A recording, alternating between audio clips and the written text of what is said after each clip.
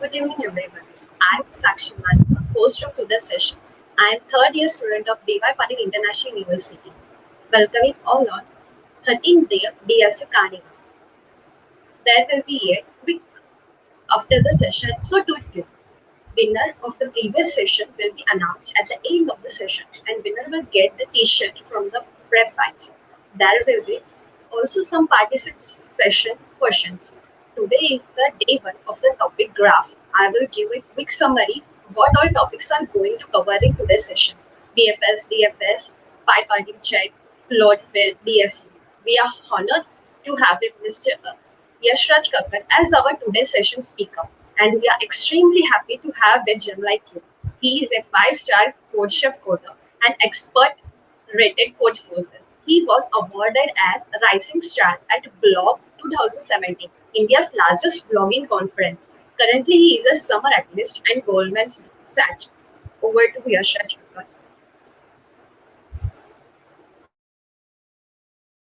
Hi, yes, thanks for having me. Uh, Thank you, Team DSA Carnival, the 10 chapters who are behind this initiative. Graphs happens to be my favorite topic, and I'm really excited to spend like an hour or maybe 90 minutes with you guys to discuss whatever I think is important as a beginner for someone who does not understand graphs at all. A bit about myself. I'm a third year student at Ahmedabad University, pursuing my BTech in Information and Communication Tech. I'm currently, as you heard already, I'm currently a summer analyst at Goldman Sachs. And I spent some time doing competitive programming, but mostly in my second year. And graphs is something I really enjoy. Like it happens to be one of my favorite data structures, and I really enjoy doing problems of graph theory. I have also been involved with communities such as Google DSC, where I was a DSC lead, coach of chapters, and the programming club of Ahmedabad University. So yeah, that's a bit about me. Let's directly move on to the slide, as I think we are short of time today. So yes, the agenda is mostly conveyed to you. Uh, I will probably not go into DSU and things like that because I think it is too much for a single session. But yes, we will start from uh, what a graph is, and we will try to go to some very standard problems which exist. And once you have this ground clear, I think you can sort of stretch this understanding to advanced algorithms, to more fancy questions. And if you think hard enough, you will realize that most of the ideas in graphs are extensions of some very basic algorithms. So once you have a good grasp of this, I don't think you should have any problem solving graph questions. Like, yeah, of course, like I'm assuming that you practice a lot, but uh, in the theory, that this is all there is to it. Like, even shortest path algorithms can be considered as an extension of DFS or BFS. So, yeah, let's directly jump in. So, also I will be checking the comments periodically, and if you have anything uh, which troubles you, if you have any query, just feel free to send a message. And I don't really want it to be a lecture kind of a session. I really think that you can find much better courses online which can teach you uh, things from the basics. But since you are attending it live, you can take advantage of this session and you can interact, you can ask questions. And I will try to be very informal in the discussions. I will not try to define things rigorously. Rather, my focus will be more on the application perspective. And I hope that's something most of us will agree on. So yes, hello to everyone who has said hi in the chat. Palla Kanch Parth, hi. Let's get started. So yeah, what's a graph? So a graph is, if you think about it mathematically, it's a set of vertices and edges. So if I wanted to draw a graph, it is yeah, it's Mac. Okay, we have some nodes, and let's go for okay, let's go for blue. We have some edges.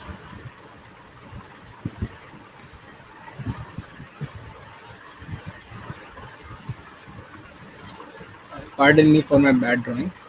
So yes, you have a set of nodes. We can number them if you want.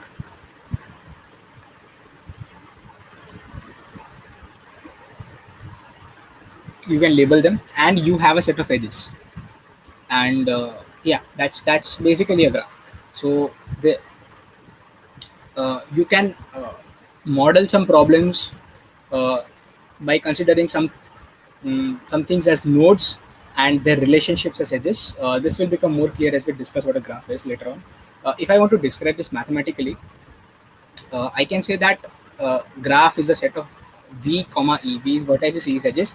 So you have some set of vertices which is 1 2 3 4 5, and you can describe the edges like 1 comma 2 is an edge, 2 comma 3 is an edge, etc, etc. Yeah, that's literally all there is to it to understand for a beginner. And the next question you should have is that how do you represent this in code? And yeah, that's a valid question. I will come to that. So you can say that there are a lot of types, probably beyond what we are discussing right now. But as far as questions are concerned, as far as a beginner level understanding is concerned, you should understand that a graph may be undirected. When you say undirected, it is just like what we had seen previously, where you have some nodes, you have some connections between the nodes, and yeah, that's all there is to it. When you say you have a directed graph, your edges have a direction to it. So maybe it is possible that there is a direction like this, there's a direction like this, there's a direction like this. Yeah, okay, I just made a symmetry for it. Yeah, so this is what a directed graph is basically. And if you also consider, uh, you can also say there is something called a weighted graph, and that is when your edges will have weights. It may be directed, it may be undirected. So let's say the weight is 10, let's say this is 5, let's say this is 1, let's say this is 2, let's say this is 7. So you can think of maybe a simplified version of Google Maps. Like if you had a small location-based application you made, you probably would have a weighted graph at the back. Like Google Maps does not use graphs, but yeah, maybe if you can think of a simpler version like that. Sometimes it's good to have representations which also have an additional attribute, which is the weight. That's all there is to it. Yes, so these are the basic terminologies you need to understand, and depending on the situation, you can model a problem using any of these. So it is possible that you want to take some real life situation and put it down, like represent the notation things as a graph. So if you have studied some core CS subjects by now, you should have seen graphs appearing in databases, in operating systems, and places like that. And if you have solved some questions already, you would see that some questions do not mention that it's a graph question. Like you have to take the situation, model it as a graph, do some algorithm, get the answer. It is also possible that you get a direct graph question where you are supposed to exploit some properties to get some answer. But yeah, this is what you should know. There is one more thing which I want to talk about. Most of the graphs, when we assume, if you saw that there was no edge from the node to the node, so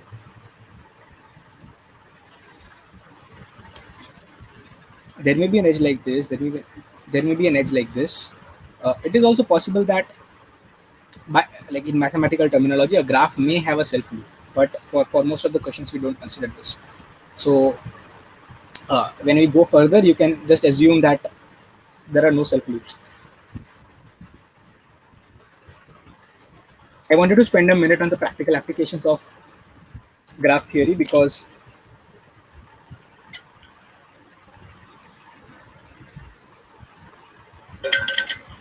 just to help you realize the importance of why do we study graphs. Like it's not just because interview mein pucha jata hai, it's also because it is central to a lot of things in computer science. So a very popular example which is discussed by a lot of people is social network graph. So when you have a large social network, you are going to have people, you are going to have relations between them. So it can be modeled as a graph problem where people are the nodes and the relations are the edges. A lot of fundamental CS problems like resource allocation in operating systems, some problems in database management systems, some problems in routing, I guess, in computer networks, and more are basically graph problems in disguise. And some routing algorithms in networks are actually DFS and BFS in disguise. So yeah, that's what there is. There is also a very popular, not popular, but yeah, emerging subject coming up, which is probabilistic graphical models, which is like where you use graphs and probability theory to make inferences, to make predictions. It's a new field. You might want to look it up if you're interested. You will find graphs in various real life algorithms. You will find graphs in machine learning as well at some point. If you go in that direction, etc. So yeah, just going back for a second to see if there is any question. Okay, there is not. Right. Let's move forward. How do you represent a graph? There are basically two ways. Yeah, bad run. There are two ways to represent a graph in code. I think this one is more intuitive, so let me do that first. Let's take a graph. Let's take a graph as an example, a small one. Let's say you have this. Mm, you have this. Let's go small. So you can have a matrix in your code where you can have one, two, three rows. You can have one, two, three columns, and when you say that there is a one, it means that there is an edge between those two nodes. So there are no self loops. So at the diagonal, it is going to be all zeros. There is there a connection between one and three? There is not. So if it was a directed graph, say something like this, then you would have a one between 1 and 2, but you would not have a one between 2 and 1, because you can go from 1 to 2, but you cannot go from 2 to 1 given the direction. But since it is not, you can say that there is a 1 here. 2 is connected to 3.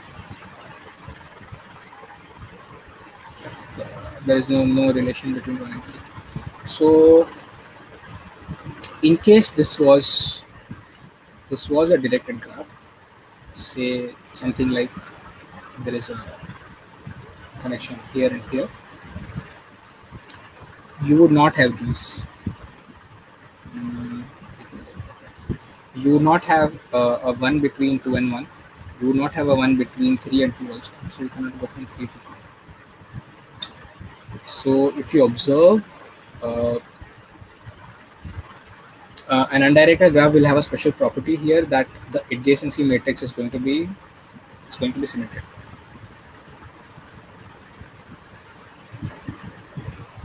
If you have a directed graph and you want to represent it in an adjacency matrix, you can just replace the 1 with the weight. Like if your weight here was 5, mm,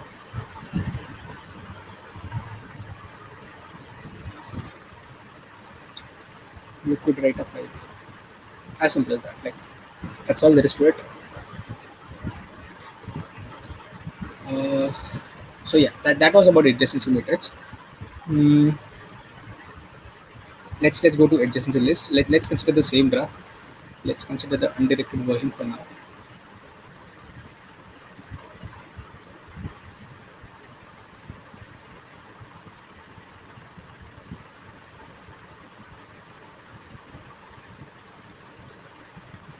Yep. So when I have a list, I'm going to have one list for every node in the graph, and I'm going to store the connections. So one is connected to two, two is connected to three. Yeah, the list is small. If you want, we can take a larger example here because of for better understanding. Let's consider something like this.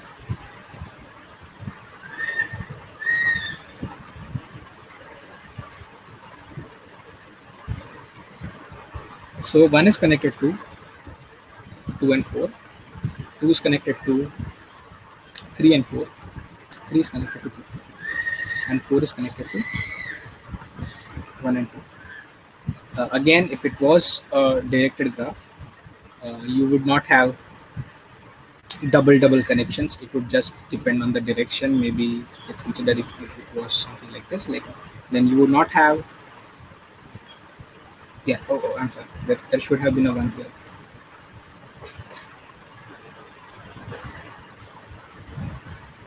Initially, it was supposed to be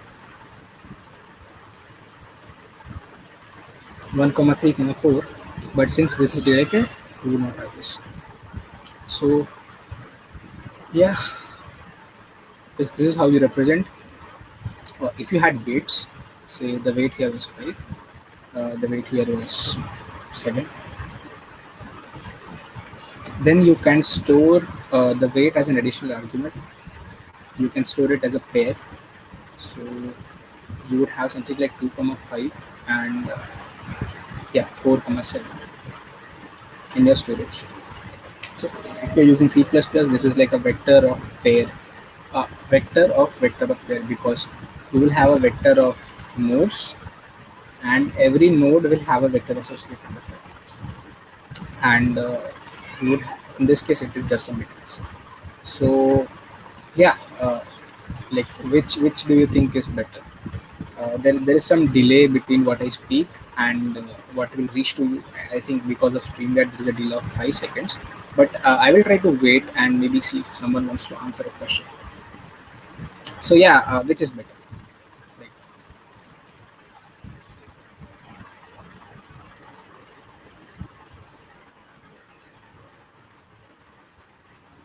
we can wait for 5 or 10 seconds just to see if the delay is large. We will just not do this.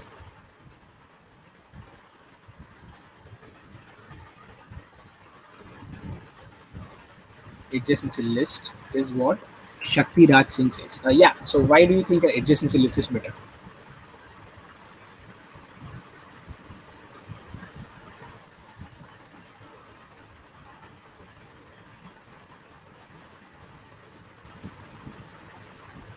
Okay, I think we'll go slow because of the delay in StreamYard.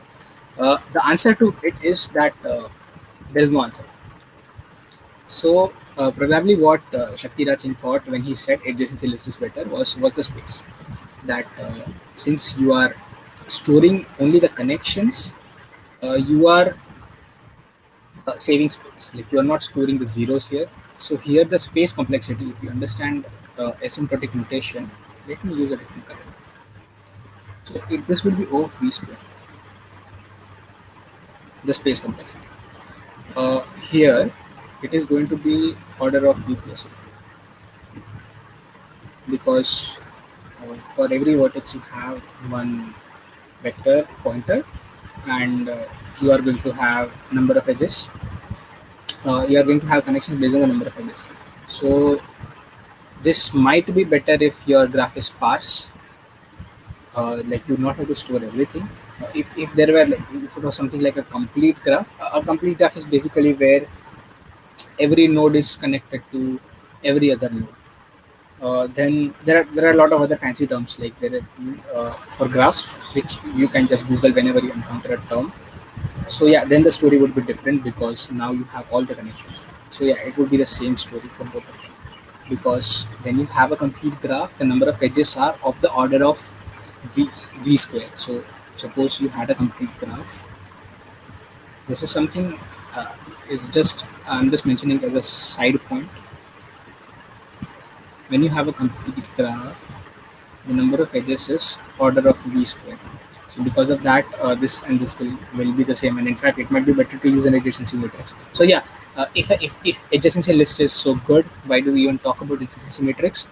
The simple answer to that is simplicity. And also one more thing, which is that you can access, like you can check if there is a edge between two vertices is an O of one time. Here, like I just have to check if say it was adjacency matrix, like ADJ 1 comma 2, assuming that the indices begin with 1. I just have to check that, like you can just get that in a snap. In this case, I will have to iterate when I want to get an answer. That if there is a connection between the two. So yeah, that's one thing. But for most of the algorithms, we are going to use this simply because it works well with DFS and BFS. That's something you'll realize later. Like you are uh, okay. Let me not spoil the story right now. But yeah, I hope this is clear. If there are any questions, feel free to put it in the chat. I also thought maybe it would be wise to spend 5 minutes to put it in a. Okay, let's go to coding only after we touch DFS and BFS. Okay, we have time maybe. Uh, According to yeah, okay, there are some answers. Thanks. Resizable. Naman Keshwani says resizable. Okay, that's a fair point. Adjacency this takes less space. Yes, that's something we discussed. According to space required in both, that's true. Is adjacency matrix worse than adjacency list even when the graph is dense? No. Like if the graph is similar, but you in that case probably adjacency matrix is better because checking like the reason we just discussed, like you can just check if there is a edge in constant time, and that can be a benefit if you are for a certain class of algorithms. So yeah, that's what answers the question. So should we spend some time like, putting a graph? Let's maybe move on to that first. Are there any more questions? No. So DFS is just like what the name suggests.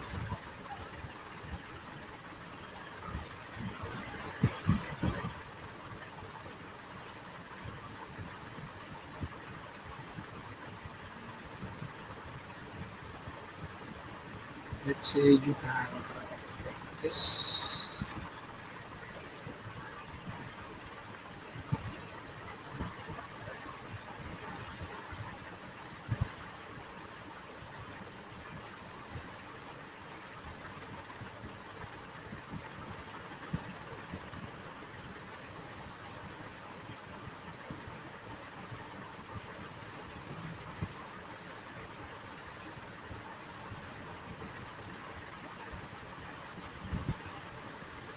So when I say depth first, it literally means what it says.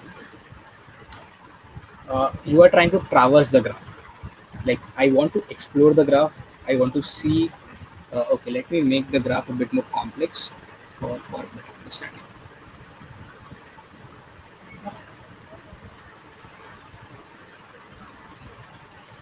Let's say I want to traverse the graph. I want to explore the properties of a graph. So when you have a graph's photo in front of you, you can visualize it for yourself. You can see it. Uh, you can gain inferences from it, right? But when you represent the graph in code, like your computer doesn't understand, you will have to use algorithms to iterate through the graph to get what you want out of it.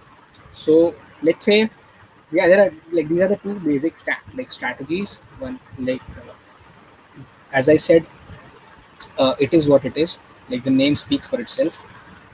When I say depth first search, I want to go as deep as possible. Then I want to come back, go as deep as possible, come back, and so on. So when I let's say that I will start from one.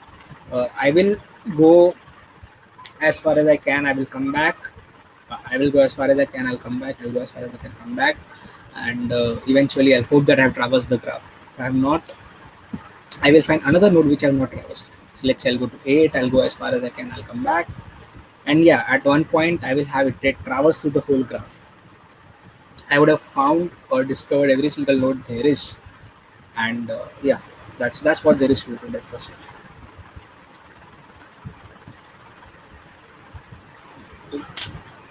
So let's say I started off from one. Then let's say that okay, there is just one connection. So when I will look around me, I have two. So let me go to two. Did my screen go off?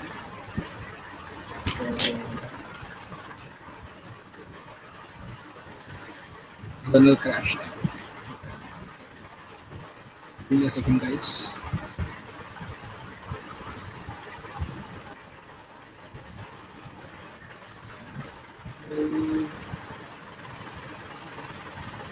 Okay, we were here, right? Let's say I went to then 2 only has 5 connected to it. Like there was one, of course, but since I had already visited one, I'm not going to go back. So yes, then I have 5. Then 5 doesn't have any other neighbor than 2. I've already visited 2, so I'm going to backtrack. 2 also doesn't have anyone else. So now वापस आया. Yeah, so 1 has 3.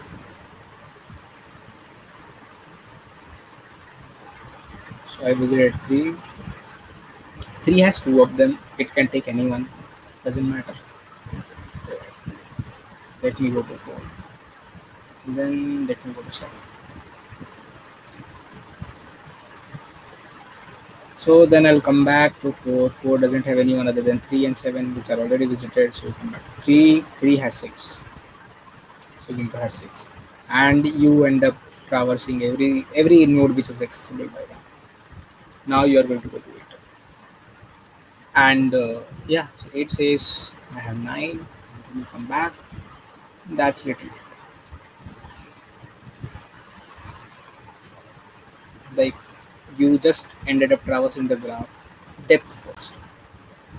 Like you prioritize on the depth, then you backtracked, then you went as far as I could again. If I had started from say some other point like 5, for example, you would have 5 first. Uh, then you would have 2 because there is only way you can go. Then you can go to 1. Then because 2 is already visited, you can go to 3. Now you have a choice. Let's say at 6, you backtracked, went to 4, went to 7, went to 8, or maybe say you went to 9 first and then you went. This could also have been a possible traversal. So yeah, it depends on where you begin, and that's what's going to decide. And even you have to make some choices. Like it's generally what comes first in list is where you go first most of the times. So yeah, this was the first search. If there are any queries, feel free to ask. We are going to move on to the implementation, and we will also discuss uh, the complexity once we discuss the implementation, and we will also move on to some application of the search. I don't see any question, but yeah, if there is, I'll be happy to answer. So let's move to code.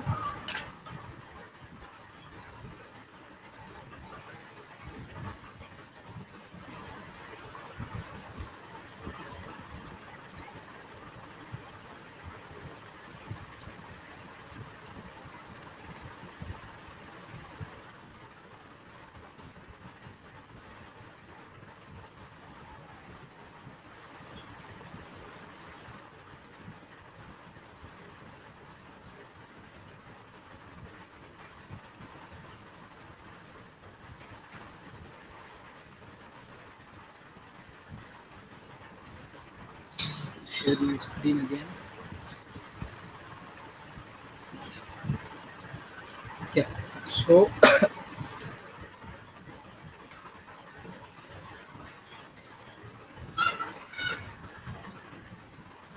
my preferred language is C++, but you can literally use any language. You'll probably not find Graph as a standard data structure in your library for most of the languages.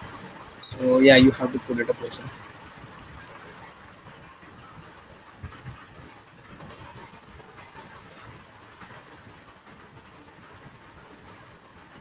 Let's consider an adjacency list,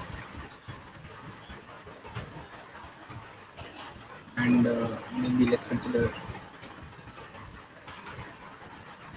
5 nodes. Yeah, that would be good, I guess.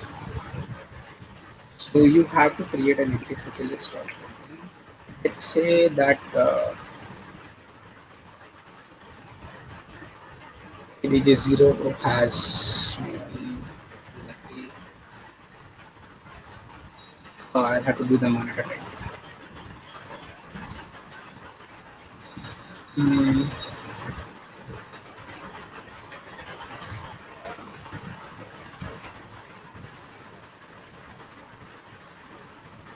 let's say 4, one is also connected. Say,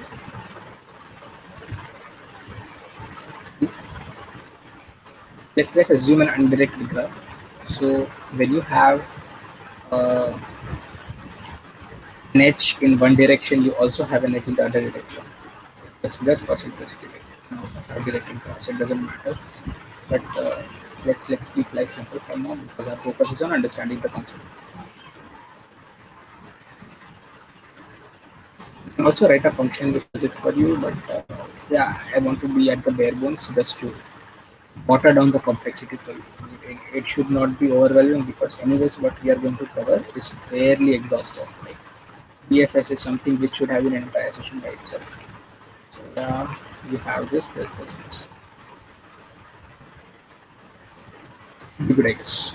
Maybe if it was just to discuss, maybe if it was an adjacency matrix,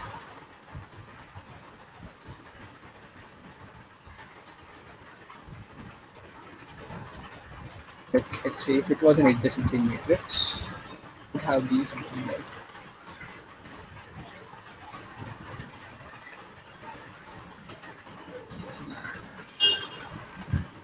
you will want percent dimensions. Say I wanted to could have done something like this.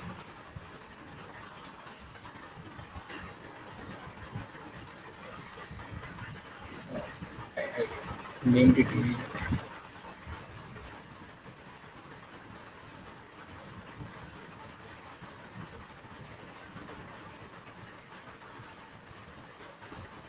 You get the point, right?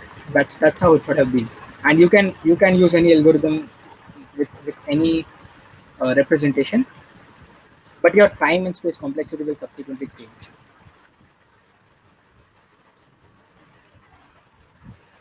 So yeah, let's say we have this.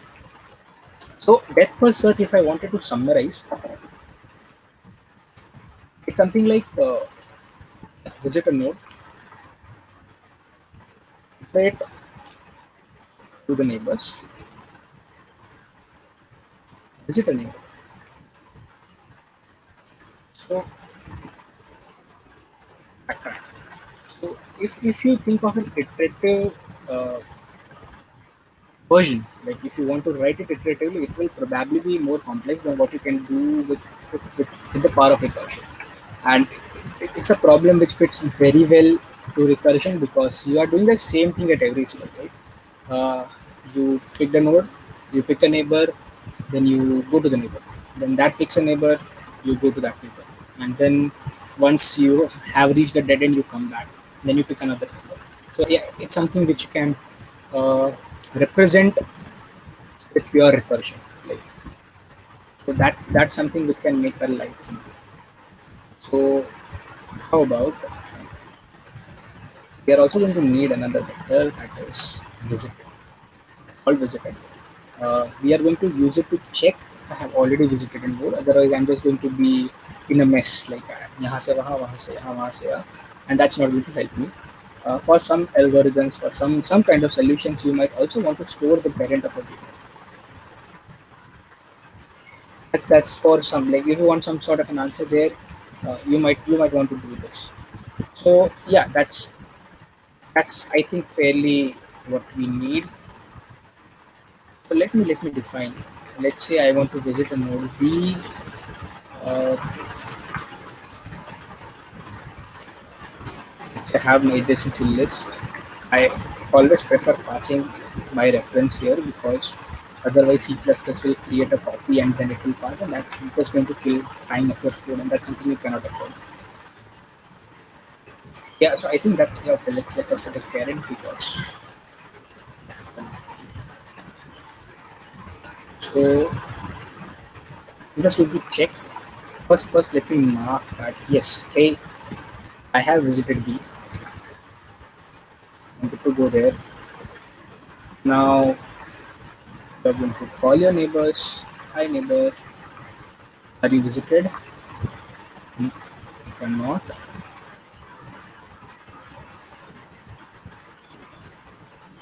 visit. If you are,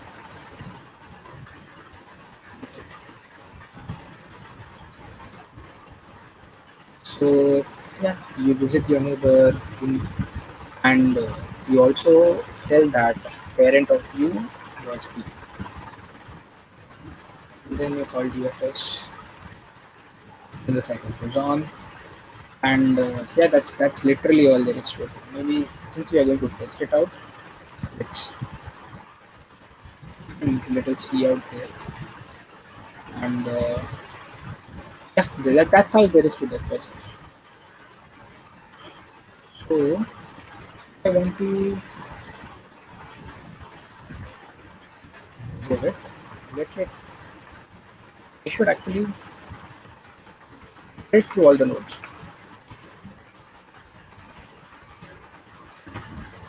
And if it is not visited,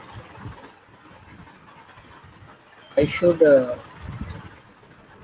just visit that. And that's all there is to it. That's all there is to that process. Like life looks simple right now because uh, you had taken the input manually. If not, you would have to look at the input format and you will have to figure out how to take it. Uh, you would also here, if you see, the nodes are numbered well. Like I have end nodes, they are numbered from 0 to n minus 1. That makes life easy. Like suppose if you had a graph with nodes 1000, 1500, 1700, you would have to map them to some index in your vector. So yeah, that would have been an added complexity. Maybe you would have to use a map there, and your code would change. But yeah, we are considering a simple watered down version. You might a popular class of problems is involving matrices. So that's also where getting input and connecting the edges becomes trickier. But yeah, that's something I just wanted to keep in mind. Uh, we are not going to do that right now. But yeah, it's something good to know. Should this work? No, I think I should not do that. Next question. I guess this should be right. I hope there is no exception. Like yeah, so you went to 0, you went to 2, then you went to 1, you went to 4, you went to 3. So because there was a edge between 0 to 2, you went to 2. From 2 there is edge to 1. That's where you went. 1 से 4, 4 से 3. Because there should, okay, there is no edge, so you came back. You came back all the way to 0, and then you went to 3. That's what has happened. If there was, say, one more node 5, it was not connected to anyone, it would come in the end, because of this. I hope that's sort of intuitive enough to understand. Yeah, so that's literally it about the process. There are some very good applications, very profound applications from this very simple algorithm. Even Dijkstra is an extension of DFS if you think about it. But yeah, that's all. Is there any question? If there is, please feel free to ask. Ashwini Tiwari, hello Yashraj bhai. Hi there.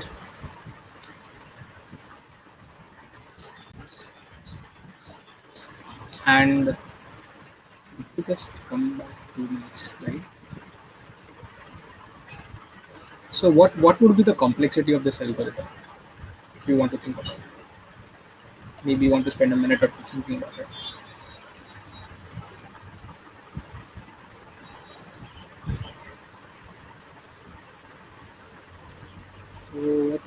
the time complexity? What would be the space complexity?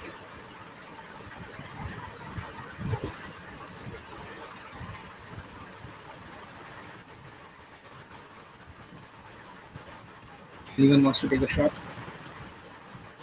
Sir, what does parent matrix are? Please don't call me sir. I'm probably as old as you, and मैंने ऐसा कुछ भी उखाड़ा नहीं है कि you should call me sir. Parent matrix. Okay, yeah, we did not use it, right? That's a fair question. We should have used it. Let me go back.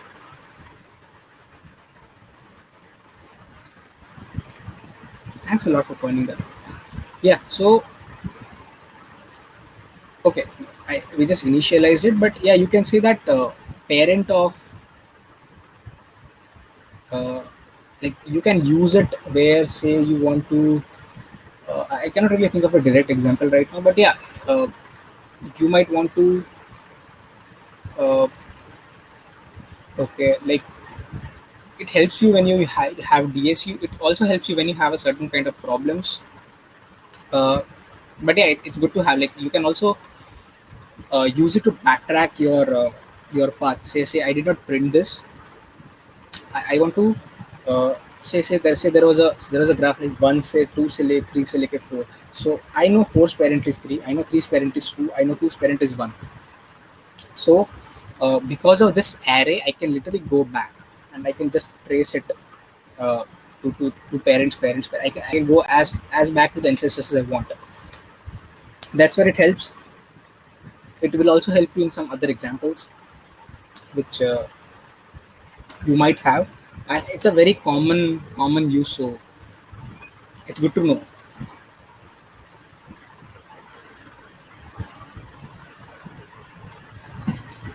Hope that answers.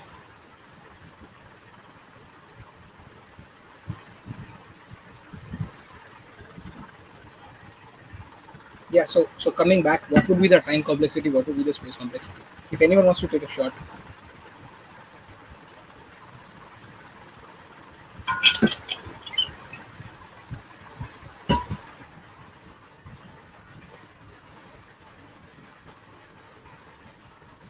So what is happening when you use that process, right? Uh, you had you were here, then you went here, then you went here. So you are definitely accessing every vertex once, right? Like even in there are the number of recursive calls is going to be equal to the number of vertices, and for every vertex you are going to mark the visited array as true. So that's uh, like every visited array marking is a constant operation, and you are going to have to do it uh, the times which is equal to the number of vertices, and you are also going to check every edge once, in the sense that like this is assuming you use an adjacency list. So you are when you come to this point, say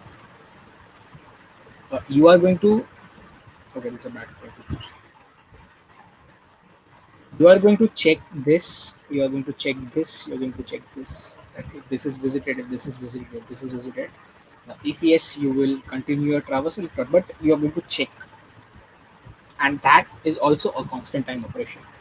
So it is going to be it is going to be it's going to be O of number of vertices plus number of edges,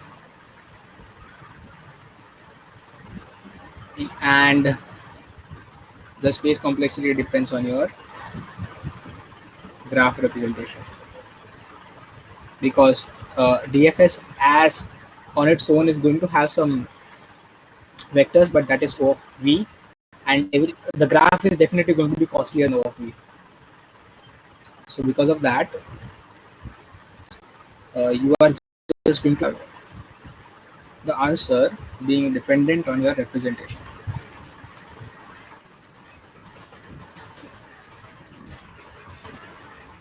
Do we have a question? It's fairly simple.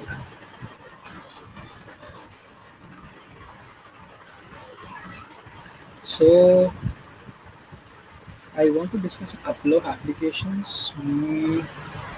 Maybe let's discuss breadth search for a second. Let's see how much time do we have after that. Let me consider the same graph. Hmm, I just ruined my own drawing for myself. Hmm,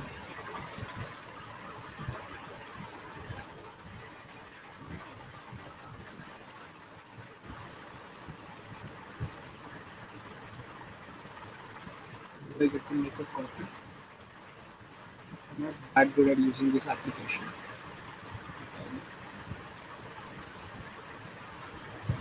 Okay. Oh wow, amazing. Let's forget this for now.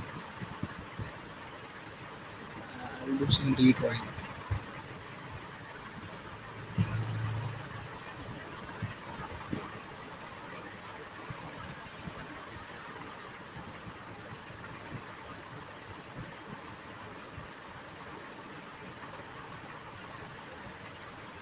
Okay. Hope it's not that ugly.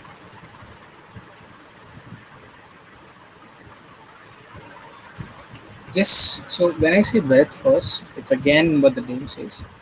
I am going to go to to the closest neighbors to myself. I'm going to visit all of them, and then I will go to their neighbors, the closest ones. I'm going to visit all of them, and eventually, at a point, I would have everything visited. So you would have to sort of go again, like you'll have to have a follow loop again, like we had for DFS. That should be intuitive, I guess. Let's maybe ignore it for now, and maybe let's have a denser graph.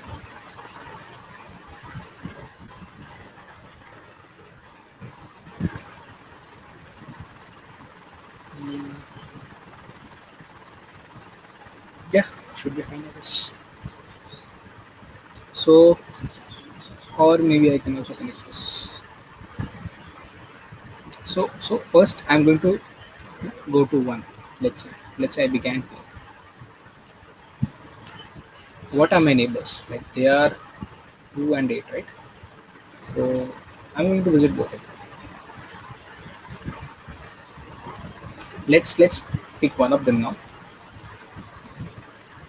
Let's say I took two and I visited its neighbor, which is not yet visited. Like one is already visited. Let me then go to 8.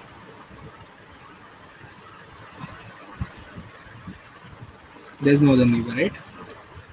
Yeah. So then let me go to 5 because I already visited 2 and 8, so it's 5's turn now. The neighbors of 2 and 8, so it's 5's turn now, and 5 doesn't have any other neighbor.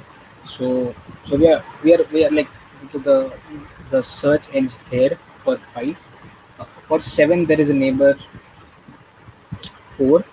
So I'm going to put it here. I have checked all the direct neighbors of all the nodes till 7. 4 has a neighbor which is 3. 3 has two neighbors but I already visited one. 6. So it's like you had a graph, like say you begin here, then you are going to visit all the immediate neighbors which are one distance away, then you are going to visit the neighbors of that neighbors, then you're going to visit the neighbors of those neighbors of those neighbors, and yeah, so on. And eventually you will visit every node possible. So that's a breadth first strategy. I hope that should be clear. Maybe try and do. Okay, I think that was a suggestion when I was mixing.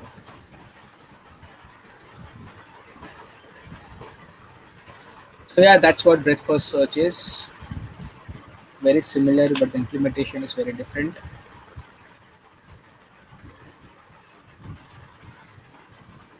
Let's breadth first search.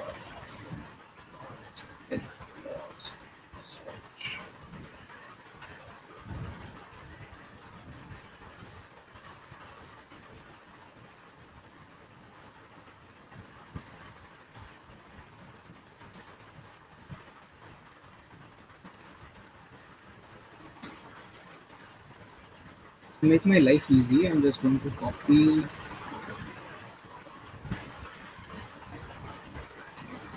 these. Let's consider a graph where everything is connected to everything. Like there is something called connected components, but we'll come to that.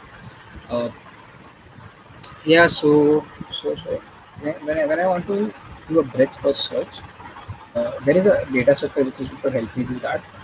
I cannot directly recurse through as easily as DFS probably because of the way it is. So I will have to, if you realized, if I had to go back at points, right? Like when I visited 2 and 8 from 1, after visiting them, I had to visit the neighbors of 2, I had to visit the neighbors of 8, then I had to visit the neighbors uh, of 5, then I had to visit the neighbors of 7, and so on. So when I visit the node, I'm also queuing, like I'm also telling myself that once I'm done with all the nodes visited before that node, I have to visit its neighbors too, and I have to add them to the list. Then I have to do it subsequently till I have visited all of them. So very naturally, a queue becomes a good kind of a solution for breadth first search. I can use a queue to have have a simple implementation because it's clearly a first in first out logic. Like once 8 got in, uh, it would, like I have to check 8's neighbors after once and two's neighbors are visited. Once uh, I can have to visit four's neighbors once every node up to seven's neighbors are visited. That's how it is, right? So that's why you are going to use a queue. And let's say you have some node from which you want to do BFS. You are also going to need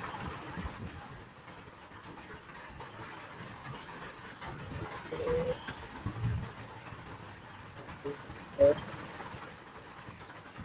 mm,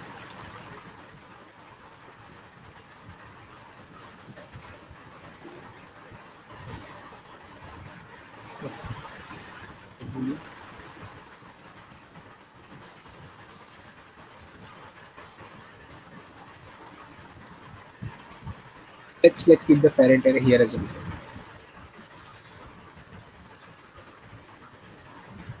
So uh, I'm going to have a queue, and I'm going to put, I guess push is the right syntax, the source node in the queue. Then I'm going to iterate through the queue while there is something in the queue.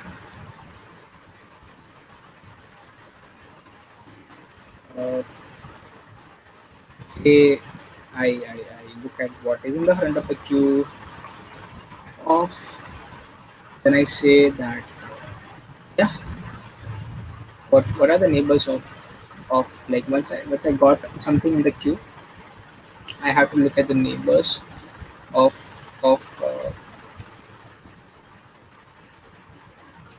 ADJ queue.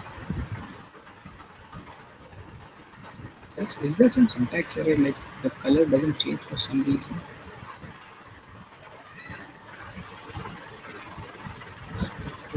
Okay.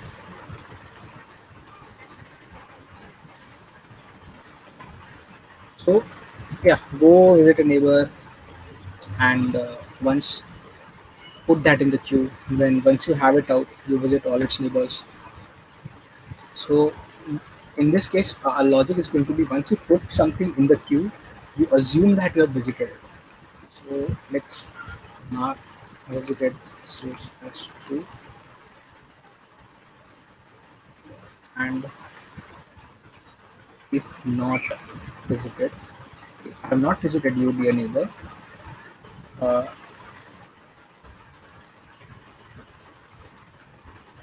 now I have, and you go to the queue. Or for, because I'm going to use you at a later point where I want to visit your neighbors. Like that's what you tells to I. in this case. If it is already visited, yeah, life is easy. Hmm. So let's say that V has no parent because that's where we began. Uh, Generally denoted by -1, and parent of I is U, and then it goes to the Q. At one point, the Q will be empty, and you are just going to accept. That's what there is to breadth search. Slightly complicated implementation than DFS. You can also write DFS iteratively, by the way, as discussed previously, using a stack. Like you will have to model the recursion steps uh, using a stack, and then you can do that. The DFS. Okay, let me put the C out statement whenever.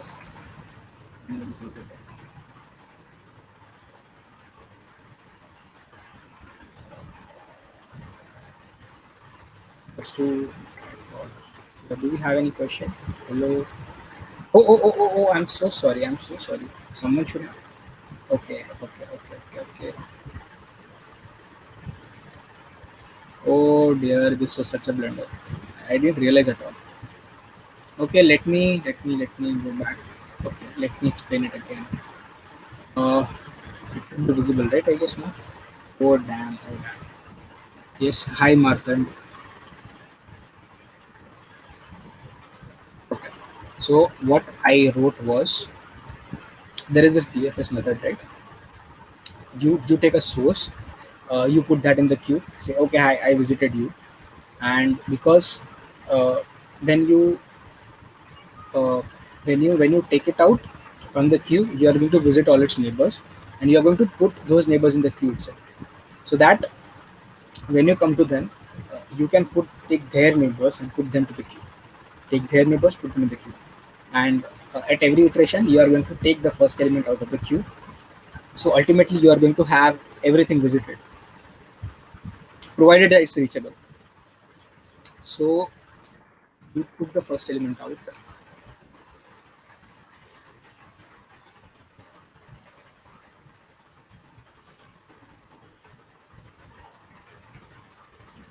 insert its neighbors queue. They are not visitable. That's what there is to it.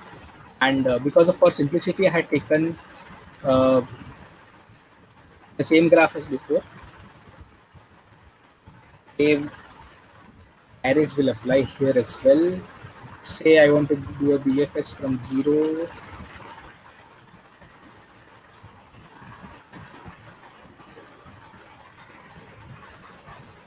We're good to go. Thanks, Herschel, for confirming. I hope this is clear. I'm really sorry. I didn't realize the screen was not shared. Yeah, okay. I hope this still makes sense. Let me. There are no errors. Okay, we don't have an error. So what happened was you visited 0 ka neighbor 2, then you visited 0's neighbor 3, then you visited, then it's 2's turn right now because 2 and 3 are in the queue. 2's neighbor is 1, which you visited. Then it is 3's turn right now, but 3 doesn't have any neighbor, which is not yet visited. But 1 has a neighbor 4, and that's going to be visited. So yeah, that's about breakfast search. That's how it goes, and yeah, we just showed that the code works. This is how it should be. Do we have any questions? I'd be happy to discuss, and then we can just discuss the complexity and maybe a couple of applications, or maybe one of them, depending on how the audience is taking it and how much time we have.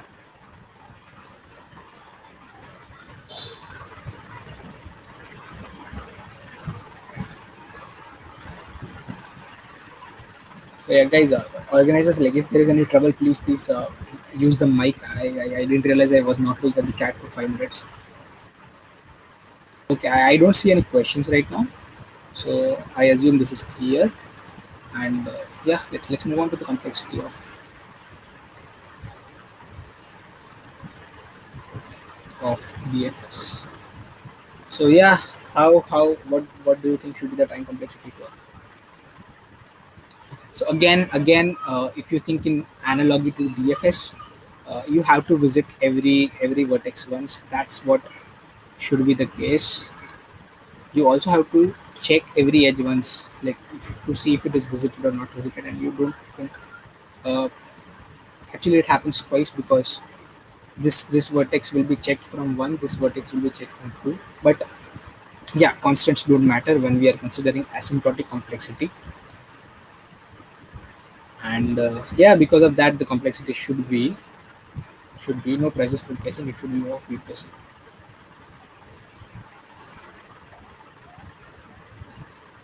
I'll take a 10 seconds pause to see if there are any questions and then we can move on to the applications.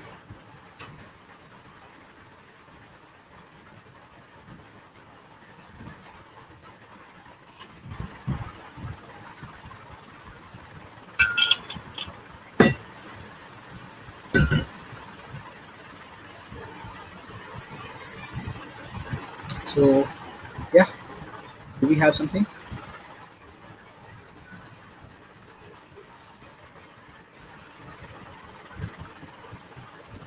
Okay, yes, we don't. Let's move on to some application. What do you think we should pick first? Let's cycle detection, let's put in the end if you have time. Yeah, so connected components is something I want to discuss. So when you say, I'm not going to define it like rigorously mathematically, but let's take an example. Say these are connected to each other, these are connected to each other, these are connected to each other, these are connected to each other. So a connected component is basically uh, like number of separate components which don't have any shared vertex between them.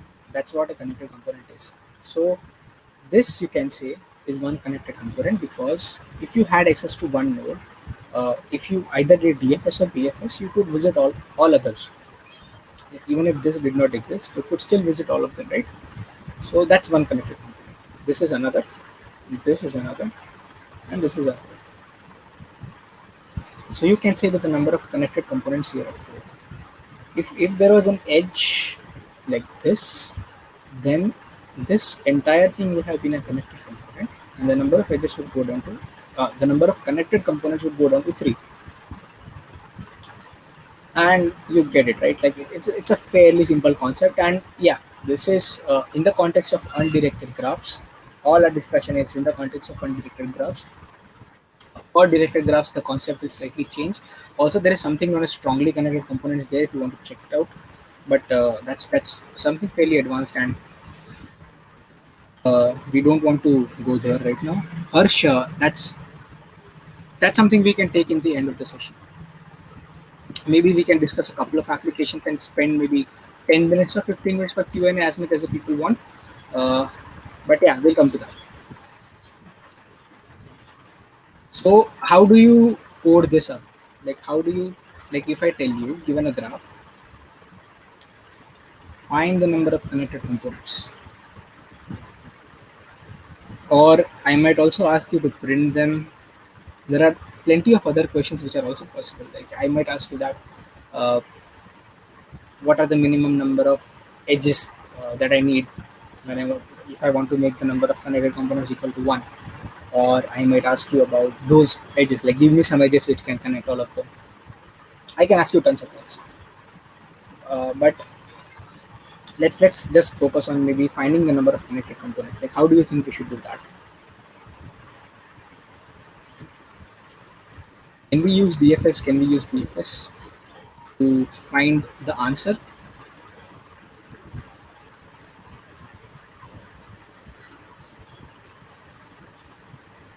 Uh, in the interest of time, the answer is yes for both of them.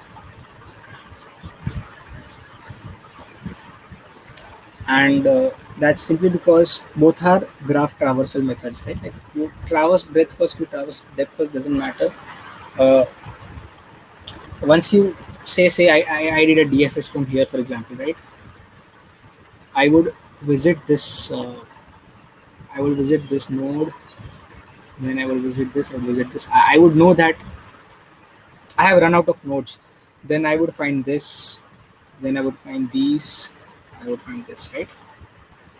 Let's for the time being assume that this does not exist. So when I realized that I ran out of nodes, I would increment the number of connected components by one.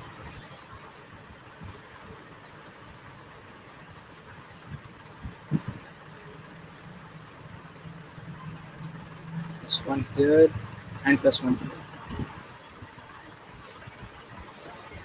Similarly, if I had done a BFS also, yeah, I would have discovered this and these. Then I would realize that my queue is empty. I would need a for loop at one point there, just like we had for DFS, which we did not see for BFS. Then you would discover these, then these, then these. Maybe the order is different because of the way your data structure is. But yeah, you get the point. Can use either. Yeah, that's exactly the answer. Please explain connected components again. Hello Yashil. Okay, hi Yashil. Hope you're well. Please explain connected components again. That was a six. Okay. Connected components is basically number of.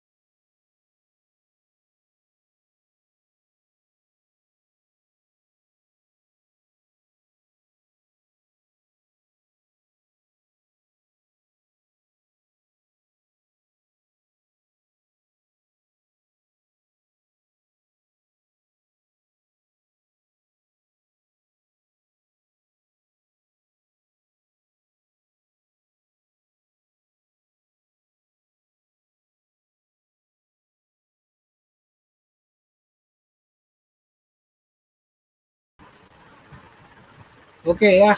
Am I back?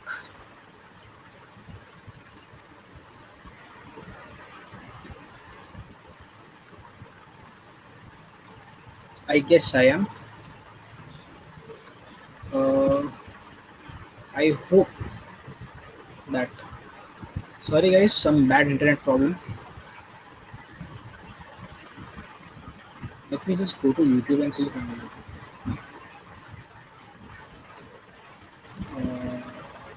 See.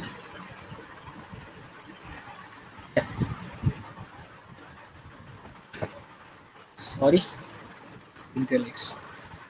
So yeah, we were at connected components. You can use DFS, BFS, and you can find the number of connected components in a graph, and you can do much more fancy things, but we're not going to do there in this conversation. So let's say I wanted to modify this. I wanted to use DFS to find the number of connected components. Um,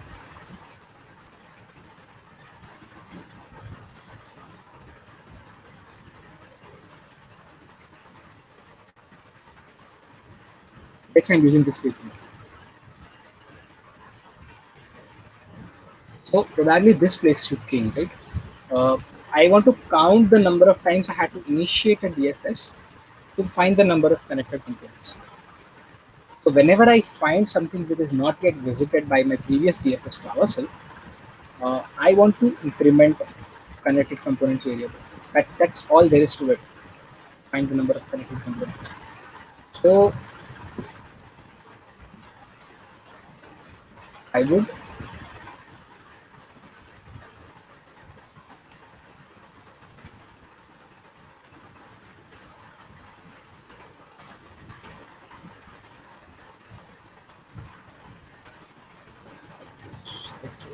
this one. And yeah, so when I say number of connectors, two. That's what there was in the graphic, that we had a separate node in the end which was not connected to any of the previous vertices. So if I remove that, I get one connected component. If it was not, let me make a more complex example. Maybe. Let's say that 5 is connected to 6.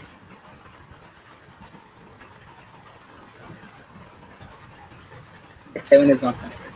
Even these 5, 6 are not connected to other people, other nodes.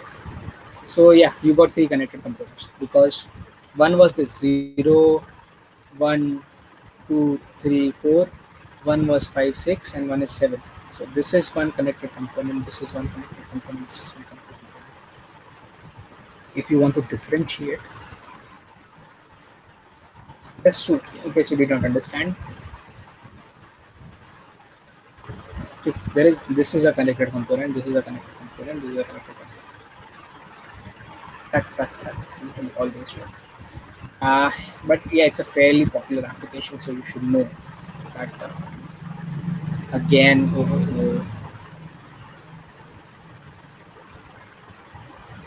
Uh, let me just share my screen this time. It's just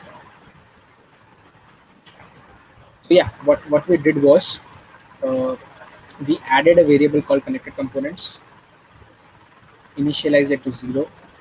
Then we did an increment whenever we had a new DFS call from the main for loop, because that's when you realize that you had a vertex which you did not visit the next time, and you access it, you increment it, then you say a number of connected components per person. So because I had something like 0 is connected to 2 is connected to 3 is connected to 1 and 4, yeah, because 1 and 2 are connected, 1 and 4 are connected, 5 and 6 are connected to each other, 7 is not connected to anyone. So this is going to be one connected component.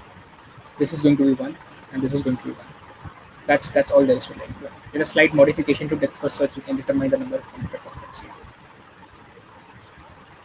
Simple application.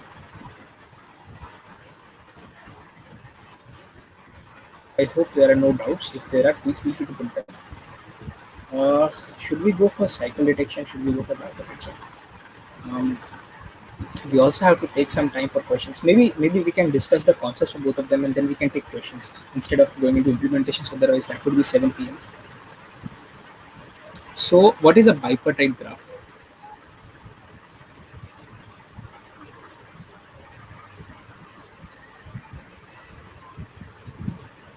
It's a graph which you can uh, separate to two subgraphs. It's not exactly subgraph. You can separate it to two partitions such that all the partitions are in different connected components, or all the partitions, all the vertices in the partitions are not mutually connected to each other.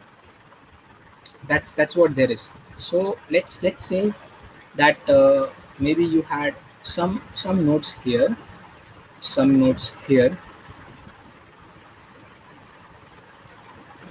and say this is connected, this is connected, this is connected, this is connected, this is connected. But there is no connection between these folks. There is no connection between these folks either.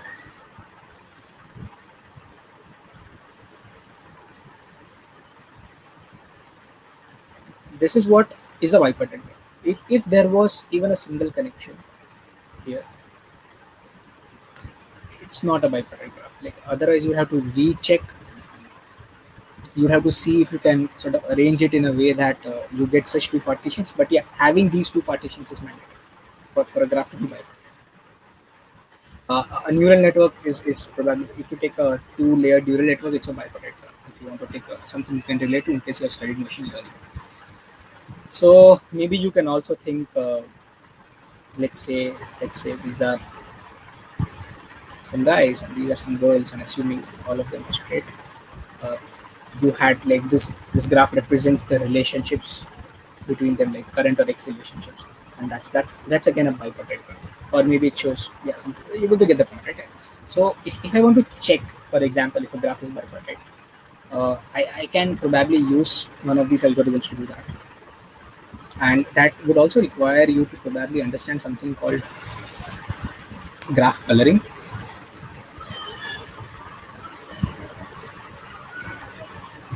Do we have anything?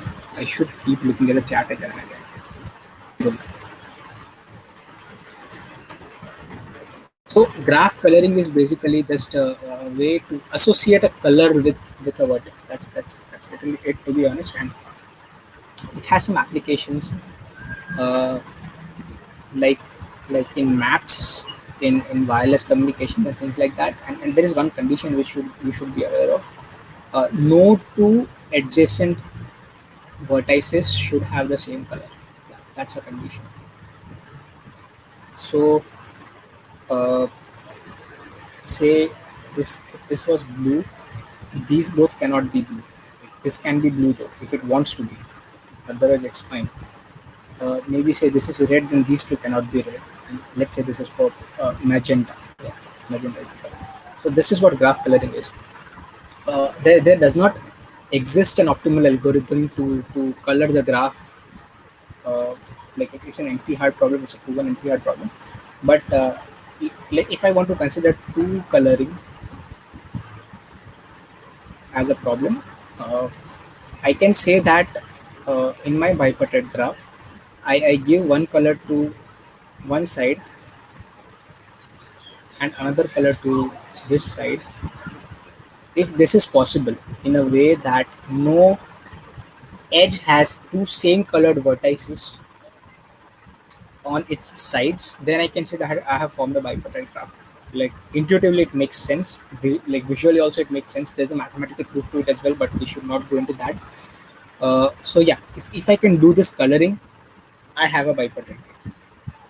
Two coloring, like if I want to be precise, if I have a two coloring possible, the graph is bipartite. That's what it is. That's what there is to it.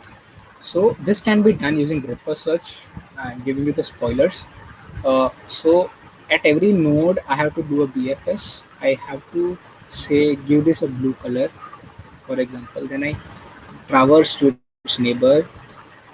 I will give it a red color. Then I traverse to its neighbor. I will give it a blue color. Then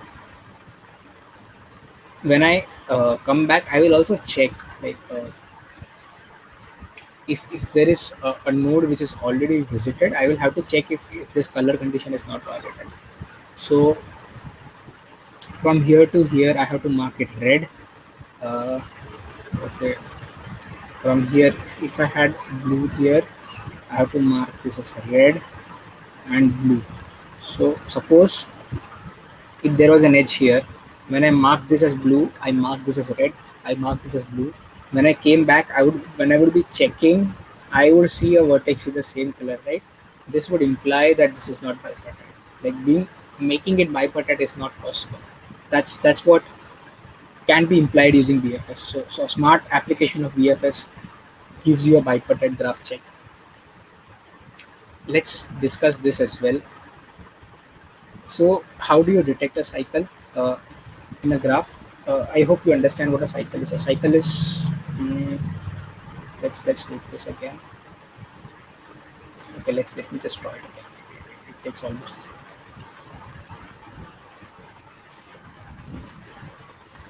Suppose I had a graph which had something like this. This is a cycle because there is a path uh, which which begins at a vertex and ends at the same vertex. That's what a cycle is. So I think you can check cycle using both DFS and BFS, but a fairly intuitive way is using DFS because see, like if in my depth first traversal, if I come back to the same place, I have a cycle. So that's what there is. There is a small edge case you have to look at. You should not consider this as a cycle. See, there is a path from here to here and there's a path from here to here. So that is a condition which you have to put in your code. But this is all there is to checking. Like if you find such a condition, like if you come back to one place in your DFS traversal, you have a cycle. Otherwise, you don't have a cycle. That's all.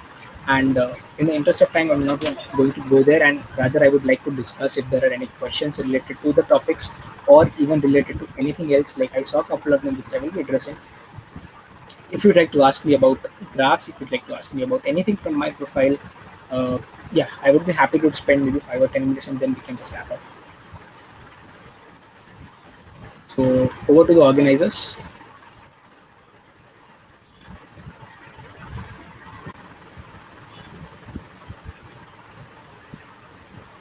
There are a couple of questions already, maybe three of them.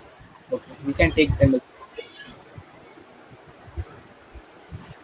Thank you so much. It was very interesting and extremely informative session. I personally found it very informative. Uh, so, the previous session, quiz winner are Saptarshi Das from Saroj Mohan Institute of Technology. Congratulations, he or she wins a prep t-shirt from Prep Bytes, and the link for practice session is in the description box. Please do check. And the today's quiz, you have to solve it now. Today's quiz link is in the description box. Please check it and solve it.